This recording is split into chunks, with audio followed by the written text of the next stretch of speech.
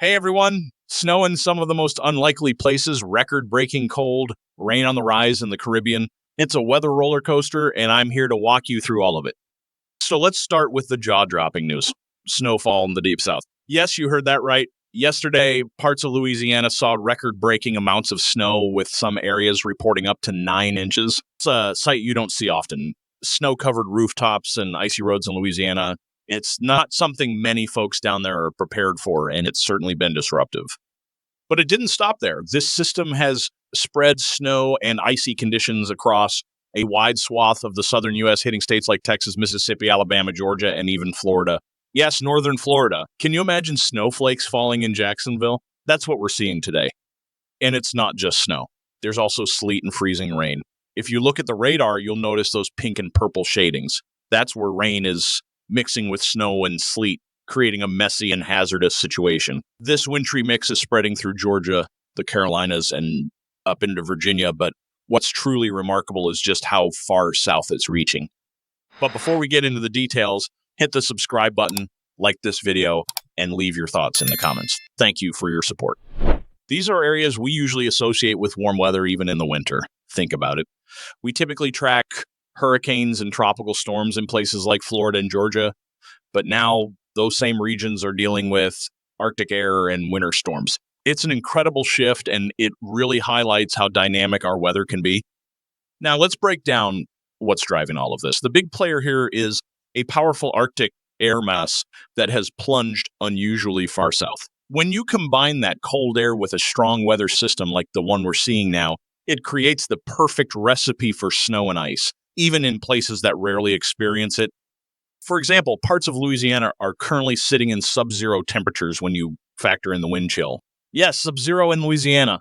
The snow cover in these areas is intensifying the cold, creating conditions that feel more like the Midwest or the Northeast. And this Arctic air isn't just limited to the U.S. It's also dipping into parts of Mexico, which is incredibly rare. Now, I know many of you are wondering, how long will this last? The good news is that this particular system is starting to move out. As we go through the day, the snow and wintry mix will shift offshore, leaving behind clearer skies, but still very cold temperatures. However, this is far from the end of winter. In fact, we're already keeping an eye on another system set to develop over Texas and Louisiana later this week. The difference with the next system is that it comes with a surge of warmer air from the Gulf, so we're not expecting snow this time, at least not in the south. Instead, it's shaping up to be more of a rain event with the potential for some heavier downpours in parts of Texas, Louisiana, and Arkansas. All right, let's switch gears and talk about the Caribbean, because the story there is completely different. While the U.S. is dealing with Arctic air and snow, the Caribbean is entering a wetter pattern. For those of you in Trinidad, Tobago, and Guyana, get ready for some heavy rainfall.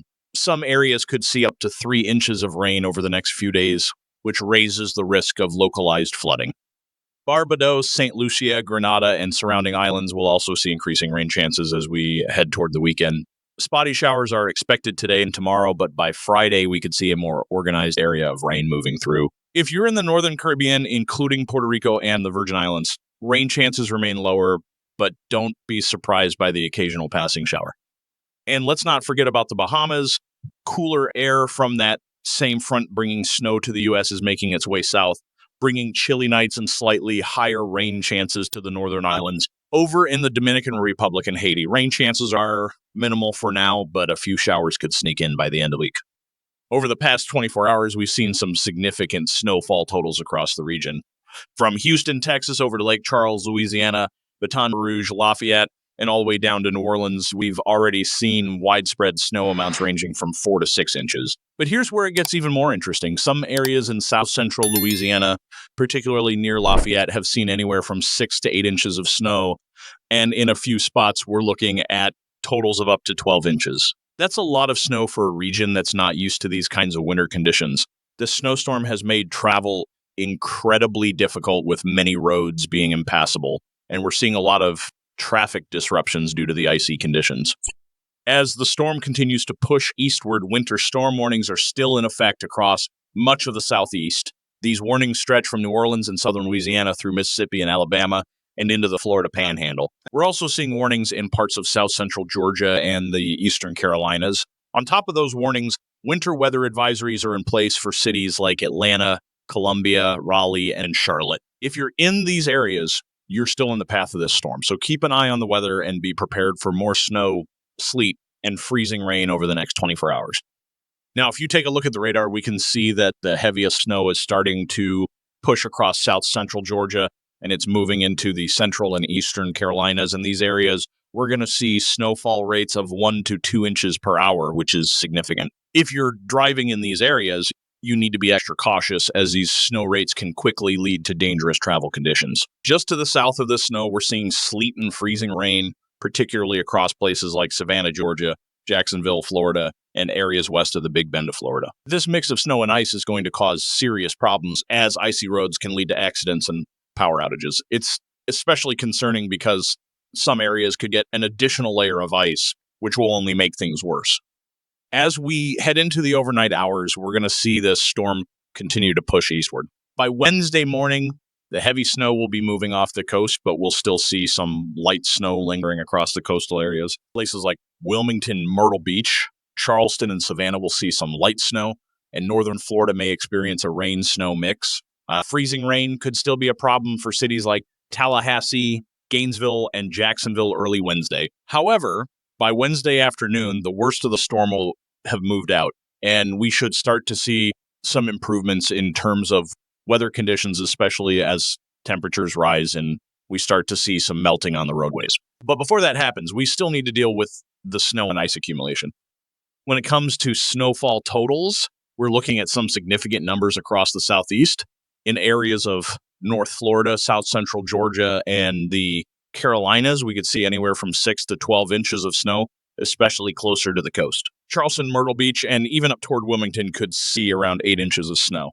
Further north, in parts of North Carolina, we could see totals between 5 and 8 inches. And as mentioned before, northern Florida is at risk for ice accumulation, especially around Gainesville, Jacksonville, and the beaches where we could see up to a tenth or two of an inch of ice. So if you're in these areas, please be careful. Freezing rain can make roads extremely slippery, and it doesn't take much ice to cause significant problems.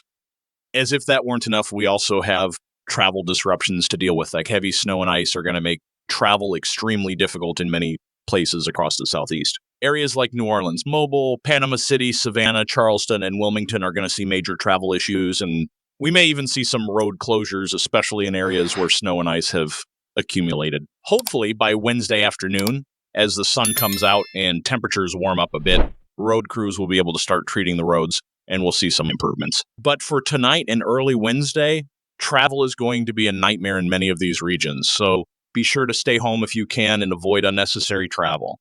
Now, shifting gears a bit, let's talk about lake effect snow in the Great Lakes. This is another weather event we need to keep an eye on, as heavy snow is expected in areas downwind of Lake Michigan, Lake Erie, and Lake Ontario. We're already seeing reports of 4 to 8 inches of snow across western New York, and the snow is only going to get heavier through Wednesday, Thursday, and Friday. By the time all is said and done, we could see 6 to 8 feet of snow in some areas, especially around Watertown, New York, where additional snow totals could top 2 to 3 feet. If you're in the path of this lake effect snow, you can expect tough travel conditions, low visibility, and potentially dangerous road conditions as the snow piles up fast.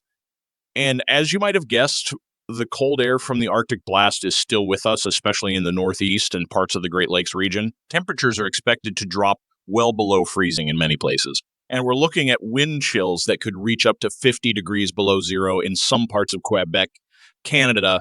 These extreme wind chills are going to make it feel even colder. So if you're in these areas, bundle up and stay warm. As we move through the week, we'll see a bit of a warming trend, especially in the Midwest, where temperatures could climb into the 30s and 40s by Thursday and Friday. But don't expect it to be warm everywhere.